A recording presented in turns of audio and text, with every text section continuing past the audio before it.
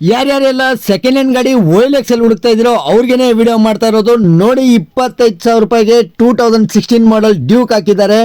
ಅಬ್ಬಬ್ಬಬ್ಬ ಲ್ಯಾಟ್ರಿ income tax.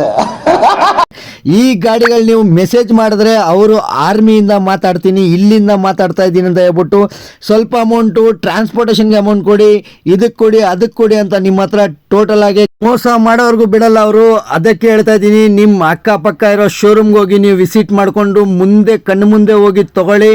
ನೀವು ಇಲ್ಲ ಅಂದರೆ OLX ಅಲ್ಲಿ ಅದರಲ್ಲಿ ಹುಡುಕೊಂಡು ನಾನು ಟ್ರಾನ್ಸ್ಪೋರ್ಟ್ ಮಾಡ್ಕೊತೀನಿ, ನನಗೆ ತುಂಬ ಕಮ್ಮಿ ರೇಟಲ್ಲಿ ಸಿಗ್ತಾ ಇದೆ ಅಂತ ಅಂದ್ಕೊಂಡು ನೀವು ಹೋದರೆ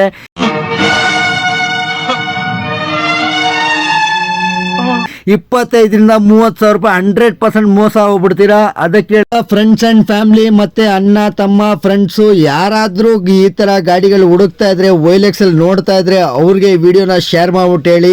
ಕಮ್ಮಿ ರೇಟಲ್ಲಿ ಇರೋದು ಮೆಸೇಜ್ ಮಾಡೋಕ್ಕೆ ಹೋಗಬೇಡಿ. ಇರೋ ರೇಟು ಆ್ಯಕ್ಚುಯಲ್ ರೇಟ್ ಏನು ಮಾರ್ಕೆಟಲ್ಲಿ ನಡೀತಾ ಇದೆಯೋ ಆ ರೇಟ್ ಪರ್ಫೆಕ್ಟಾಗಿ ಮ್ಯಾಚ್ ಆಗ್ತಾ ಇದೆಯಾ ಅವ್ರಿಗೆ ಮಾತ್ರ ಮೆಸೇಜ್ ಮಾಡಿ.